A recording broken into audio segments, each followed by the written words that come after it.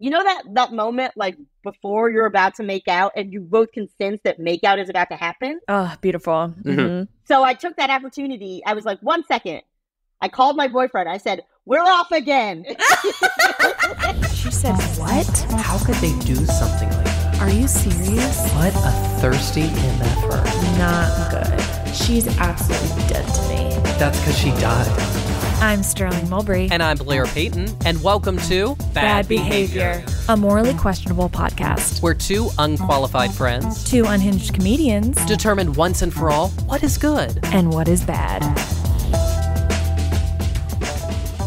Hello and welcome to Bad Behavior. I'm Sterling Mobley. And I'm Blair Payton. In each episode of the podcast, a guest shares a morally questionable story from their life, and we'll decide if they're in the right or in the wrong.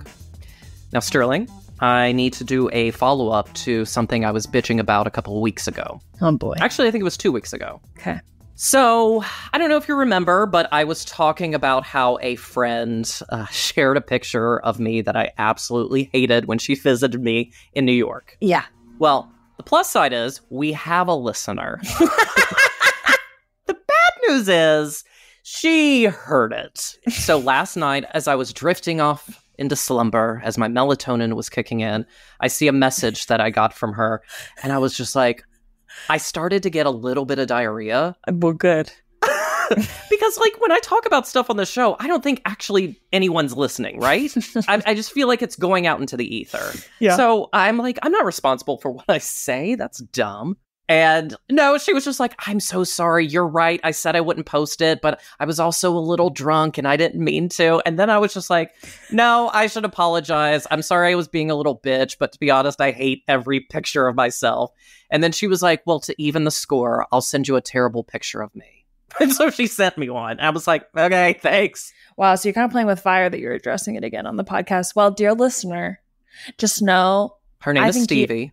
Stevie, thank you so much for listening. Blair is in the wrong in this scenario. Post whatever you want about him. It's facebook.com. It literally doesn't matter. And thank you so much for listening and subscribing and rating us 5 stars on Apple Podcasts, babe. Okay, well, I think I don't really have any major news in my life right now, other than I was talking to a dear friend and she said this.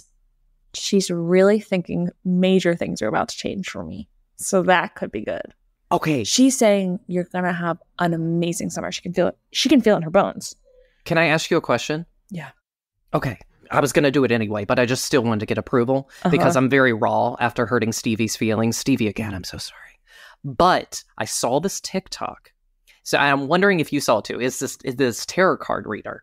No. And maybe he sees the future. I don't know. But he said specifically June 9th, if you're seeing this, this is a good day. This is the day everything happens. Really? So I bookmarked it. I haven't heard that. It's actually today is an amazing day, the 23rd astrologically. It's an incredible day, which is interesting because I can't say it's been an incredible day for me. I've been in an actually bad mood. And I actually forgot to tell you this. I had a dream about you. Sexual? It was sexual. No. Oh, wow. I had a dream about you. Well, you don't have to be totally opposed by it. You would be so pissed if I had that kind of dream. No, I wouldn't. I'd be curious, I feel like actually. You're disturbed by the female figure, so... No, I'm not disturbed by it. I'm just like, it's not like if you go into an ice cream shop, it's not my first choice, you know? Like, I'm gonna get chocolate. I I hate to be like, this is not my first choice either, but, you know. Vanilla or sex? The female figure. Okay. Oh, okay. So, in my dream, you had sent me an email, and it was like, you were really mad at me, honestly. Okay. We were talking about the pod. And then you were just like, I really don't have, like, the capacity to do, like, I can't remember. It was like some editing thing. It took me so long. I actually checked my email because I was like, maybe that was real. But so with that said, this is our last episode. You're like, babe, wasn't a dream. I sent that email. No, I really am ready, and I'm thinking this summer's going to be amazing. And speaking of a sexy, fun summer, I have a really fun, sexy, fun show coming up June 12th, Wednesday, if you can believe that. What a random night to have a show, but not random at all. I'm invested. Who's going to be there? we have Aparna Nancherla, we have Jenna Friedman, and we have Brian Bahi, and we have, you'll never believe this, me and my friend Kelsey. And we're going to be doing stand-up. We're going to be telling some juicy, juicy stories. Honestly, I want to say this. All of our stories we have told at this live show have been, I'm quaking. I actually have called out in the audience, if you identify yourself, if you're the person here, because I really am talking shit at these shows. Oh. But I'm not talking shit, but I'm talking gossip. I'm talking celebrity gossip. I'm talking interpersonal gossip. So come on out if you kind of want to hear the tea live. This is too long of a pitch, but okay. Anyways. No, you got to sell it, baby. You got to sell it. Lyric Hyperion, Wednesday, June 12th at 7:30 p.m. And the ticket link is in my bio. Okay, anyways, I am so excited to have our guest on today. She did our live show in New York in January. She is truly so, so funny. So to be sure to check out, she does shows all the time in New York. Please welcome our guest today, Kenice Mobley. Kenice, welcome to the show. Thanks so much for coming on the podcast today. Thank you so much for having me. Such a seamless entrance. No technical difficulties at all. Now, I will point out, Kenice cannot really see Sterling on her end. So I have a headshot pulled ready for whenever Sterling is talking. So you have something to reference. Thank you. Thank you. That's so necessary. That was me in college. That was a long, long time ago. Okay. And I just did a big cut on my hair. And this girl came and she was doing my hair and makeup. Have you ever seen yourself and you're like, this can't be what I look like? To me, that woman's actually maybe in her 40s or 50s. And I'd say she's 38 and she had a child young. And she works as a manager at Kmart. Which is hard when you actually are 19, ultimately. Speaking of headshots, can you tell us about one of your infamous headshot experiences? Do you have anything that's made you cry like Sterling? Or there was one time I got headshots, because I've gotten headshots only a couple of times. I have had a lot of photos taken of me at shows, and based on the photos taken of me at shows, I'll be like, are me and this person enemies? Because why would you take a photo like this and then post it? And then this guy used to put his name on the photos. So you're putting your name on this thing that looks like, oh, we're making a villain in a children's film, so we gotta make her look as bad as possible with weird lighting and make sure she's making the strangest face possible. And it was like, what did I do to you? I don't even know you, and clearly you're trying to negatively affect my life. So that's the worst picture, period. Wait, so Kenice, you, if I remember correctly, you were just out here for Netflix as a joke in Los Angeles. Is that true? Yes, I was. How did this town treat you? How do you kind of feel coming into LA? So I used to live in LA. Oh, you used to live here? I did. I lived in LA for 2.5 years, and I got out of there because I was depressed as hell. So I have my issues with LA. What is the number one thing you hate about LA? There is a falseness to a lot of the interaction. So a lot of people make the differentiation between nice and kind. And I am a big proponent of being actually kind versus niceness, which is more about appearance. And in LA, it feels very much so that everyone is nice, but very few people are kind. So they will always leave the door open via conversation like, oh my gosh, you're doing that. I'm so interested in that. I definitely want to work together. Da, da, da, da, da. And so they're always leaving the door open, but truly they would not spit on you if you were on fire. Unless you are of value to what it is that they are trying to do, you are valueless and therefore not worth attention, time, affection, any of that. So it's just, I met a lot of people, and if you're there long enough, you'll find your people, all that. But I met so many people who are nice over being kind, and it wears on you, I think. Blair also, he famously moved to LA and kind of was here for a month. 1 month. And then moved back. So we're all kind of leaving. Okay. We're kind of always leaving LA. So wait, why only a month? Okay, I'll give you the abbreviated version of it. Thank you. I lived in Virginia, And for years, I was like, I want to get into comedy, but the acting side, not so much stand-up, because I just didn't think of myself as a stand-up. So I was like, I'll go to LA, mainly because there was a girl that I went to high school who lived out there, and I saw her as an extra in Knocked Up. And I was like, perfect, I have a connection. Yes. An extra in Knocked Up. Okay, it's the scene with where Katherine Heigl is pregnant and she's trying to get in the club. The redhead in the front row. Okay. I don't know if I recall, but if I watch again, I'll give it a rewatch. It's a classic. And so basically I did a cross country trip. The second I hit the 101, I was like, oh God, I think I may have overthought this. I was filled with fear. I missed my family. I'd never lived on my own. I was scared to death. Wow. So yeah, had I not let fear run my life, who knows? I could have still been out there. Right. I gave it a full month. So when I called my dad, he was just like, great, I'll come out there. We'll do a little vacation. I'll drive you back. He was thrilled I was coming home. So. I also did a cross-country road trip from Boston to Los Angeles with my identical twin sister. You have a twin? I have an identical twin sister, yes. What does she look like? Me? Just testing. I wanted to see if it wasn't a trick. Yeah. Like me, only with different glasses and longer hair. Yeah. Wait, would you ever do the switch 'em up? Where yes. In school, we switched places like a couple of times, but then one time in her class, they had a pop test. And I should say, like in middle school, the science classes, like we didn't have just like every class had their own set of books. There was like imagine each chapter in a science book is its own book, and those just rotate between the classes. So like her class was studying like the periodic table, and my class hadn't gotten there yet. And so it was like, hey, you've got a pop test on the periodic table, which I didn't know anything about. And then I failed that pop test. I did raise my hand. I was like, hey, I know this is a pop test, but just, me and my sister, we like switched classes. So I'm not Patrice, and I shouldn't take this test because I don't want to fail it for her. And she's like, are you in the seat? And I was like, yes. And she's like, well, then you have to take the test. And so I failed a chemistry test for my sister, and then we never did that again. Wow, I guess lesson learned. I mean, I get it. It makes sense. I was there. Well, and how did this affect your relationship? Me and Patrice were less close in high school. Now we are quite close, but I think it is because we are not sharing resources. I think if we have to share resources, we become enemies. So like when we were sharing a car, it was like, I hate that bitch. But now that we share no resources, oh, she's my best friend. So. I feel like we had a few twins at my high school, and I would always think like it does seem like in some ways like so great because you have like a bud that like you can be so close to. But I feel like there is so much like tiny microaggressions towards twins that were like, there's always kind of like, oh, that's the smart twin. That's the cute twin. Do you know? Like, she's the pretty one. And it'd be like, what? We look exactly like you confused us like 2 days ago. And now I look worse. What?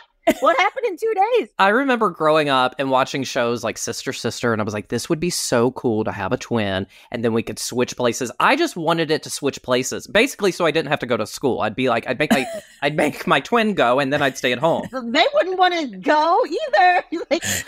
Well, they would be more accommodating. They would be like the nice, studious one, and I would be the party one, I would take on the roles. And I'd be the pretty one. What? Actually, at one point, I wanted to be a triplet. I was going crazy. Yeah. And I took a picture of me 3 times, and I cut it out, and I put the 2 on the one picture, and I was like, this is Brian, Blake, and Blair. I just think it's wild that you were like triplets, because there was like one set of triplets in my city, or there was one set of quadruplets in my city, and so everyone knew them as like you got to go to the parties at whatever their last name was, his house. Yeah. And it was just 4 people who looked like, I don't know, I like this. It was like, oh, okay.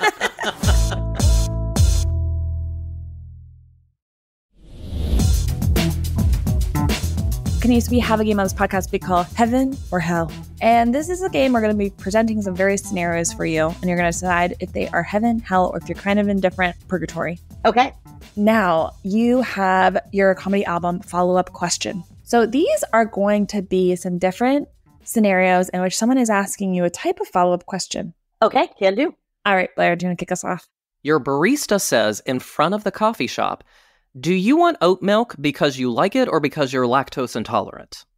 I'm going to say purgatory. I'm neutral. I always do get oat milk, but that's just because I like the way it tastes. I am not lactose intolerant, but I certainly have become like a weird milk snob. And I'm like, you want me to drink milk from a cow? What? And so it's only false milks for me. It does increase my mucus production, and I don't like how that makes me feel. So, Wow. Yeah, if you have a cold, if you have like stuffy congestion, cut out milk products for a while because milk really contributes to stuffy nose, mucus. It's like I have asthma, so mucus in the lungs, that kind of stuff. So cut out dairy. How would you respond to that? Would you just be like, I like oat milk though? I'd be like, I like it, and also, is this something you ask everyone? Like, why are you asking me this? Why are you loudly in front of everyone? Like, does it change you putting the oat milk in the thing? Like, not to be mean to baristas, I feel like I respect all workers and stuff, but yeah, why are you fucking asking me this? Maybe he's a photographer. He saw your picture and was like, she's cute. Let me get to know her. Like, seeing if I'm lactose intolerant, that's like the least representative thing about me. Well, I didn't say he was good at it. That's okay. True.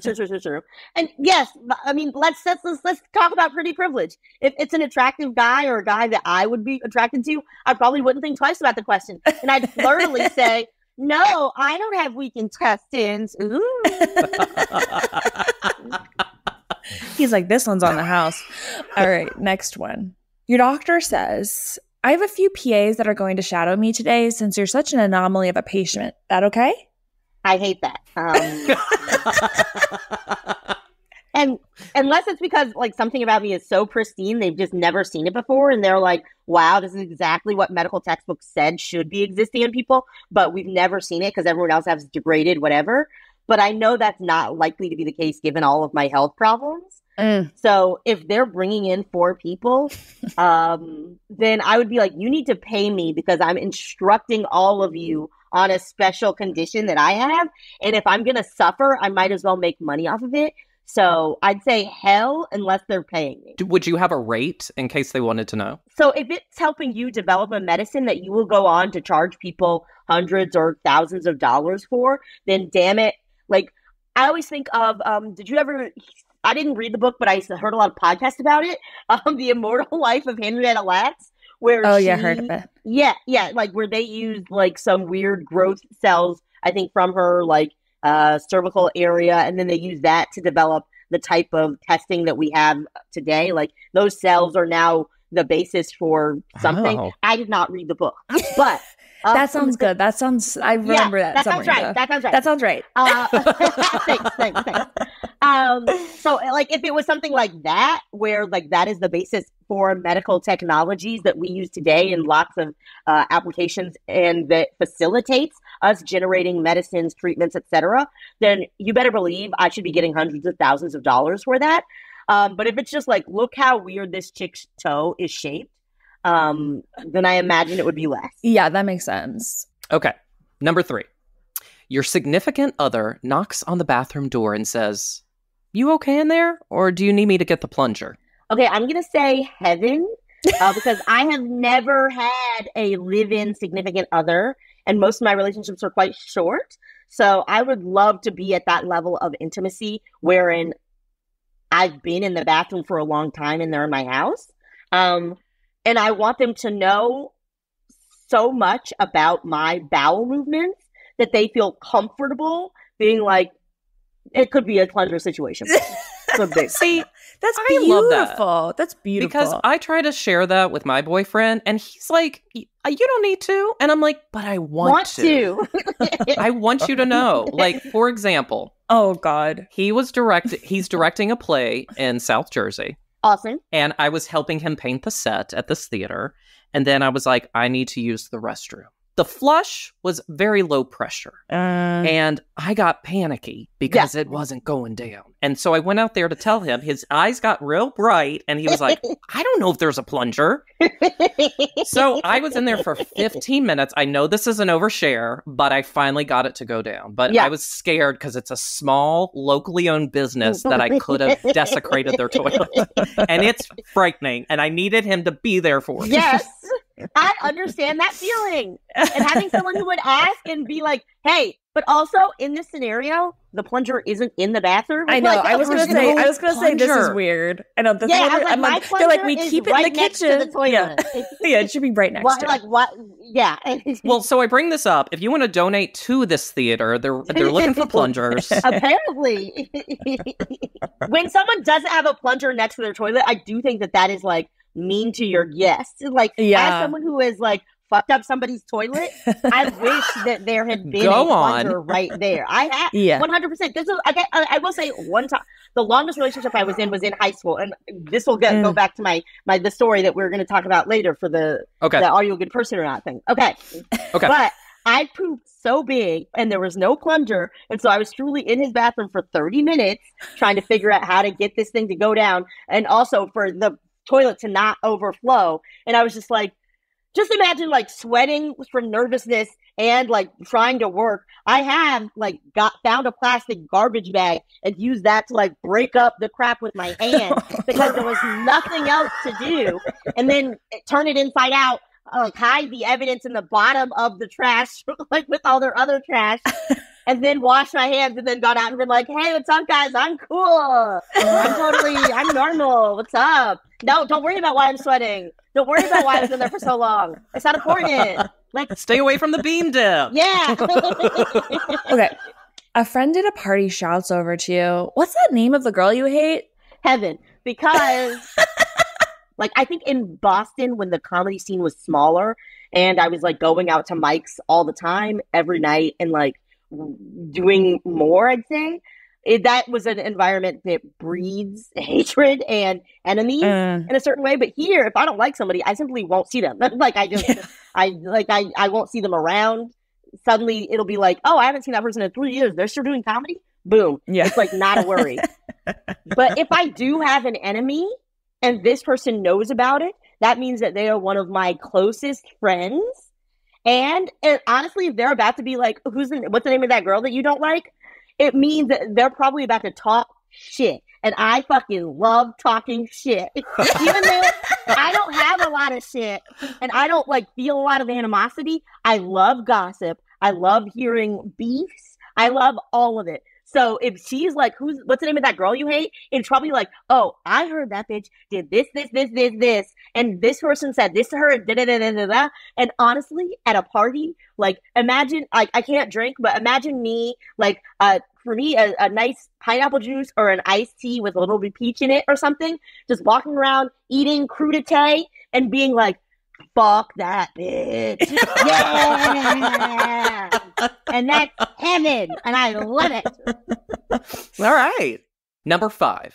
At dinner, your date flags over the waiter and says, she doesn't like her dish. You want to send it back, right? Heaven or hell? Hell. And I'll say hell quickly because I will let someone know if I don't like something. Without a doubt. Like, if I truly hate a dish enough to send it back, they'll know. They'll know because I'll be like, I'm so sorry. I find this inedible and I do not want this. And in fact, I need you to take it away from me and I need you to take it off of my check. And I don't want anything else at this restaurant because you lost my faith in your ability to make something edible. I guess if the roles were reversed, because I feel like I'm the opposite. I'll be like, I'll just eat this, even though this is terrible, but I can't say anything. But like, if you're kind of say on a date with someone that is more my personality type, that is like, like your date is like, oh, this isn't my favorite, but like, I'll just keep eating it. Are you the type of person who's like, no, we're going to be sending it back? I mean, it depends on how, like, if it's just that they don't like if they're like, oh, I wish I would have gotten this, that's one thing. But if they're like, there was something off with this and I'm worried that like something, but I'll keep eating, I'd be like, no, we'll talk. Or like, there's literally a dead animal inside of here, and not like in the I eat meat way, but like a rat fell in here and is dead. I hate when rats fall in there. Yeah. Then I'd be like, we're going to obviously I'd be like, hey, yeah. So in some ways, yes, but only I think in a pretty significant scenario. Okay, last one. Okay, your hairdresser turns your chair around and says, do you think I went too short? What? If this is the first time she's asking that question, like when she's turned around, like it's done, absolutely not. Get the fuck away from my hair. And my hair takes so long to grow because, like, so I have locks, And it's like almost like take the length of straight hair and then coil it up so that it's very tight. So it takes a long time for that to grow. So if this person cut it too short, then it's going to be too short for like 6 months. And so I would be like, hell. Because it's like, hey, just so you know, you're going to hate the way you look for the next like half of a year. Just so you know that. Yeah, we need periodic check-ins. Yeah. Like before you take the first snip, I want her to like grab a section and be like, here or here. Yeah. Yeah. Ooh.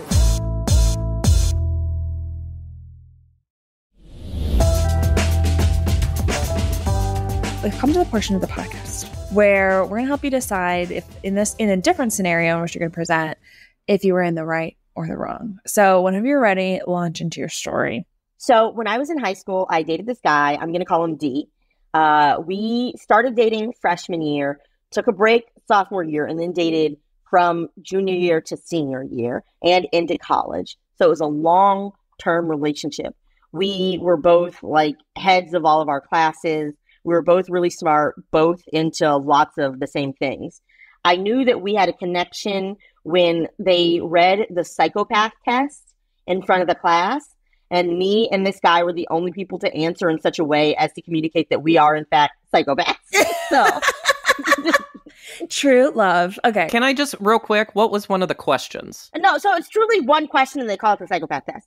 So, a lady meets this guy at the funeral for a relative, and they really hit it off, and they have a great conversation, and they are really thinking that they're going to go on a date again, but he leaves before she's able to get his information. The next week, her aunt is murdered. Why? Bad luck? I guess because he's killing to try to get a number. Is that what it is? Oh, he's a serial killer. No, it's that she killed the aunt so that because if he knows someone in the family, her killing the aunt means that he'll be forced to come to the funeral again. She'll be able to see him again and get his number. And both of us were like, obviously she killed him so she could talk to that guy again. Oh, so you're the psychopath if you guess. Sterling, we're good people. Well, I say this. I was like, of course it's the man. No offense, it's the man that's the killer. Like, it's kind of going with statistics. So we were dating for a long time, but we broke up truly every 2 weeks. It would be like for 3 years? For years. We'd break up like every 2 weeks, every 3 weeks. We were on again, but I went on a debate trip to Boston. It was the Harvard Invitational, where they get schools from around the country come to this Harvard Invitational. And it was when there was like a record blizzard in Boston. So we went there, and then the city was shut down for 3 days. We couldn't get flights out, and the hotel was filled with debate students in high school. So it was mayhem, and everyone who worked there was hoping that I think things would clear up just so they wouldn't have to be around all these like know-it-all high schoolers who were debating constantly about everything. While there, I met and really connected with a debater from a college or a school that was close to ours. Oh, this was in high school. He was in high school. It was recent. Yeah. Okay. Me and that guy were like, you know that moment like before you're about to make out and you both can sense that make out is about to happen? Oh, beautiful. Mm-hmm. So I took that opportunity. I was like, 1 second. I called my boyfriend. I said, we're off again. We're breaking up. Just to be clear, we're broken up starting at what time? Exactly this time we are broken up. Okay, goodbye. And then went on to make out and like low grade hookup with that guy. Amazing. Uh-huh. And then I went back to my hometown and then we got back together again. Okay, wait, what did he say when you called and said that? Did he even have time to respond? You just hung up so fast? Probably not. I remember like a what? Kind of our questionable behavior today. Our moral conundrum is it okay to break up with someone for a minute so you could maybe make out with a little cutie at the debate? Okay, now we'll have some questions for you, obviously. Okay, so the cutie at the debate, the Boston debate, did you guys keep seeing each other at all? Or it was kind of a one-time kind of snow blizzard? It was kind of a one-time snow blizzard thing. I think maybe we were at a couple of more competitions and we I remember skateboarding down the halls of his high school, but I was back with my boyfriend. Whoa, so cool. Like I was not good at it. I think someone was holding my hand and pulling me on a skateboard. That's a little bit more descriptive. So we saw each other a couple more times, but not really. I did see him again, truly, I want to say like 8 years later when I had just moved to LA and a friend went to an open mic and all of us in the film program went to go support that person. It was really bad. And then I saw this guy get up and it was that guy. And I was like, and then I leaned over to my friend and said, oh my God, I think I blew that guy in high school. And, and I guess I didn't say that as quietly as I thought because afterwards he did come up to me and he's like, yes, I am that guy. Whoa. What are the odds? That's crazy. Yeah. And that he's also doing stand-up comedy. Yeah. I mean, he did. I don't think he does it anymore. He wasn't very funny, but whatever. One might say he blew it. Woo. Okay, so on this trip and this guy, walk me through the moment where you were like, this is going down. Was the light dim? Was there music playing? Was something said that you were like, I have to end it all with my boyfriend? Yes. I think we had gone to go see The Pianist of all movies. So we went to go see a sad movie about the Holocaust. And a sad Adrian Brody playing the piano to escape anti-Semitism. Whatever. Okay. We had done that. I think we had eaten at the one restaurant that was open in the hotel because there was nowhere else to eat. And then we was like, oh, where are we going? And so we went back to his hotel room and his friend was there. But he was like, hey, he said to his friend, hey, it seems like I got a call from the coach. You got to go to talk to the coach right now. So the friend left the hotel room. And then it's me and him in the hotel room looking at each other like, And then I was like, 1 second. Hey, it's over. Okay. Yeah. Sorry, we're going to have to break up right now. Okay. Bye. Did you realize, like, in that moment or the whole night, were you starting to grow affection towards this guy? I think I was having affection toward that man, but I'm willing to, I had been in this relationship for a long time. I think I had like periodic of affection for other people. And it was like, hey, just don't do anything about it. Yeah. Like, have it, but don't do anything about it. But it was clear that something was going to get done about it. And so I had to break up with my boyfriend. Yeah. Now, when you were doing the little breakup, were you kind of like, I know we're going to get back together. I just want to make sure like my record is clear. I think in my heart at the time, it was like, oh, this is an opportunity to end it forever. Okay. But then we got back together again anyway. So did he win you back or did you go running towards the ex? More winning back. Oh, beautiful. Okay. How'd he do it? That's winning back is an overstatement. Truly. Okay. I got back into town. I was like, he was like, let's go to the movies or something. And I told him I hooked up with this other guy. And then he was like, okay. And then we started making out. And this is complicated and it was a different time, but it was like, hey, no, he doesn't possess you. I possess you. He took my virginity. And then we went to go see Daredevil. Yeah. Wow. Wait, he took your virginity in that moment? Yeah. Oh, when y'all got back together? Yeah.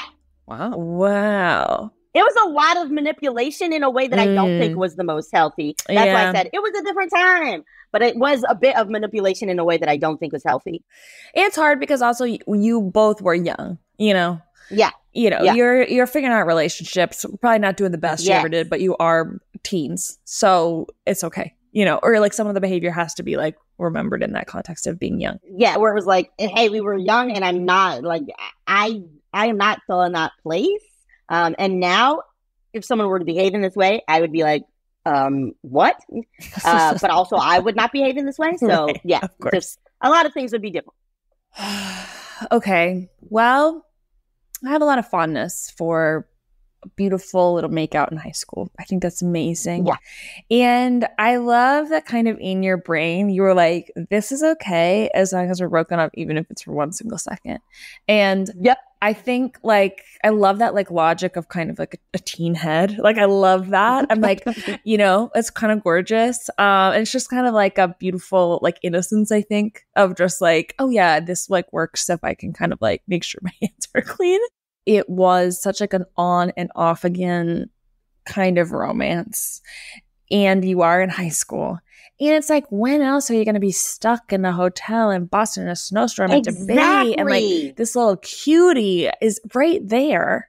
It's like, you got to go for the little cutie in front of you, you know? And so I think you did an amazing thing by even breaking up. I would say you didn't. I hate to be like this. You didn't even need to break up with it. You know, I'm like, just go do it. Just go do it. You guys are probably going to break up again in maybe 2 weeks. So, you know, we'll figure it out. And I think you did ultimately go back and tell him like, hey, I was with somebody else. Like you I think your hands are totally clean. It is the other person's decision how they either want to proceed with you or not. And they decided, woohoo, let's keep going. Yeah. And they knew everything. Yeah. So I think you were clear, you communicated, you wiped your hands, and you got a gorgeous makeout. And that is priceless. So I'm going to say good behavior. Easy. Thank you. Yeah, I think after hearing this story, I mean, first of all, to be in high school and have someone who mutually wants to kiss your face, I never had that, you know? Oh, so sad, Blair. Not to bring it down, the mood. Blair's like, well, it's so cool. No one ever kind of put me on a skateboard in high school. Or I never had that. Wasn't a snowstorm with opportunity. And he's like, don't forget how lucky you are. And I think that's beautiful. Because I remember, not to make this about me, but I'm gonna.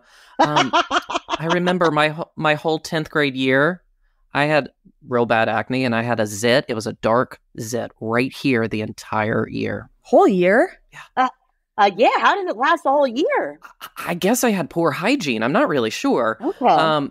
But I eventually. I think it's because those acne patches didn't exist then. Like they now, didn't. I know, a game changer. I wish that those had existed when I was in high school. I know, truly. So I'd like to think if I didn't have that Rudolph the Red-Nosed Reindeer type zit, that I could have been making out with someone in a hotel in Boston. But I say all that to say this. Yeah. Your hands were clean. Thank you. And you got to do a fun thing.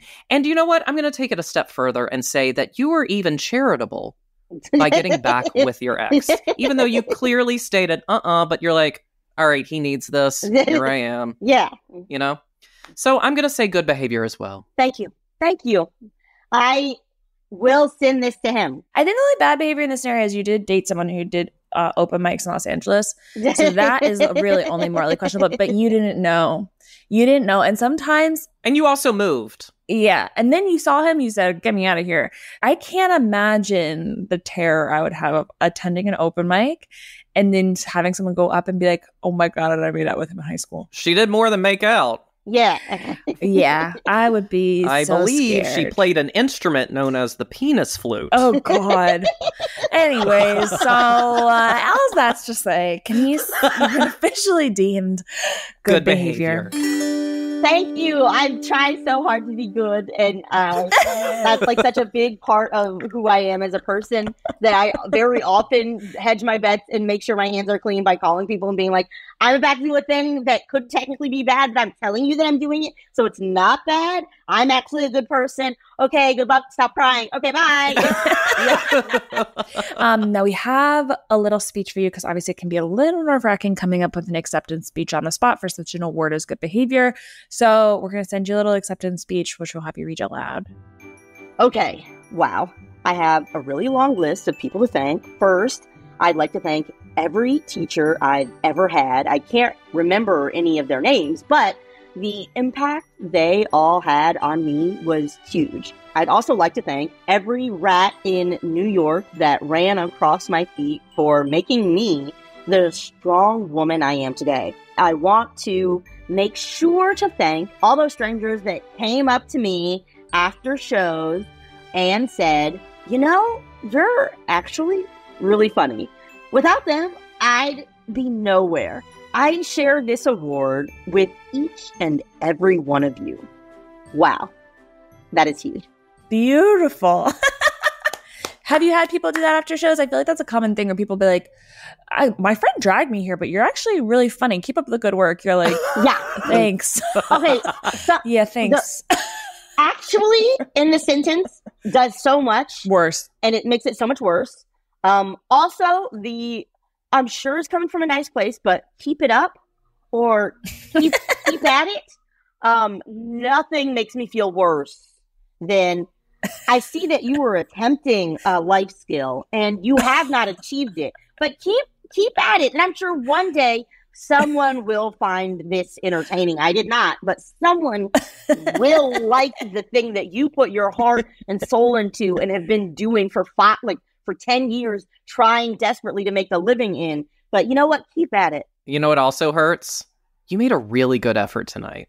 Push me down some stairs. Oh, God. Well, are we enemies? I don't even know you.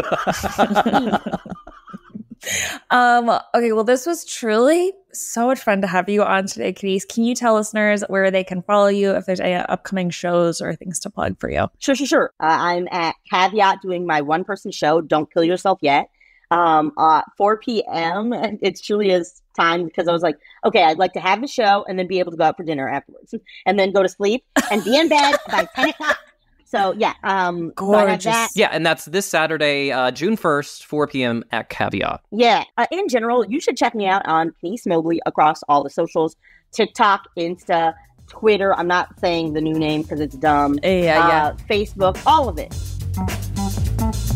And that's our show. Thanks so much for listening today. We absolutely hate to do this. We hate it. But it would mean the world to us if you can subscribe to the podcast wherever you get podcasts, rate and review. Follow us at Bad Behavior NYC on Instagram and TikTok.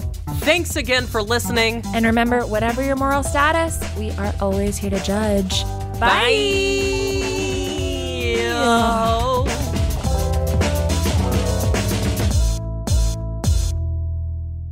Do you think that was good?